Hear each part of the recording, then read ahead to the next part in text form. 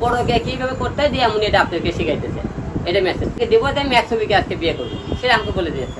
সেই কারণে কি আপনার মন খারাপ কিনা? না না না না, মন খারাপ হইতো যদি মনে করেন তাই সে তার ভালোবাসা আমার প্রতি থাকতো, তাহলে আমার মায়া হতো।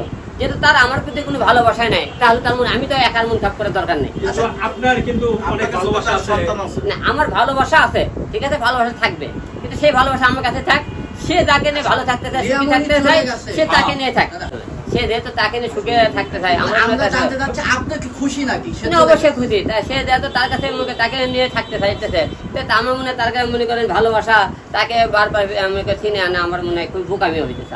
আলম ভাই, এখন যদি আপনার এই ম্যাক্সিমাম বিয়ে না করে, যেহেতু বললেন যে বিয়ে করবে, তাহলে কি আপনি রিয়ামণিকে মেনে নেবেন নাকি? আমার না না, তার বিয়ে করবে একবার অলরেডি আমাকে না না করবে, এটা বলেছে একবারে। না যদি করে না না করবে রে ভাই, আমি বলছি যে করবে। আপনার বিয়ের খবর আপনার পাই না। আলম ভাই, আপনি যেদিন রিয়ামণির ডিভোর্স পেপার হাতে পাবেন, সেদিন কি আপনি দুধ দিয়ে গোসল করে নিজেকে পবিত্র করবেন কিনা?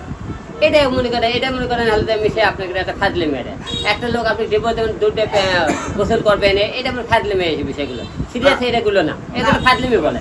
বউকে সবাই ভালোবাসে, রিয়ামণি যেহেতু আপনার ওয়াইফ ছিল, এখনো ডিভোর্স দেন, এখনো আছে, যে আপনি বলছেন যে সে চলে গেছে, আমি খুশি। খুশি কেন জানতে চাই?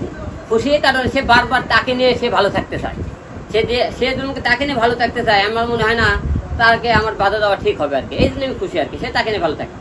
আলম ভাই, একটু জানতে চাই বিয়ের দাওয়াত খেতে যাবেন কিনা? এটা মনে করেন এখন তো ব্যক্তিগত বিষয় তাদের। চিন্তা ভাবনা আছে কিনা আপনার? যে ওরে ভাই, প্রশ্ন হইছে, থামেন, দয়া করে থামেন। আলম ভাই, একটু জানতে চাই, আপনি এর আগে যখন রিয়ামণি চলে যায় ম্যাক্সবের সাথে, আপনি একটা ভিডিও করেছিলেন যে আপনি খুব তাড়াতাড়ি দেশ ছাড়বেন, দেশ থেকে চলে যাবেন।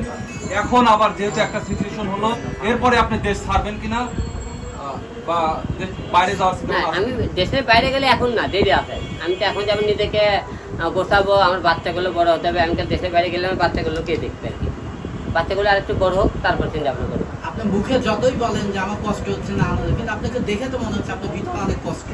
না না না, আপনি শোনেন,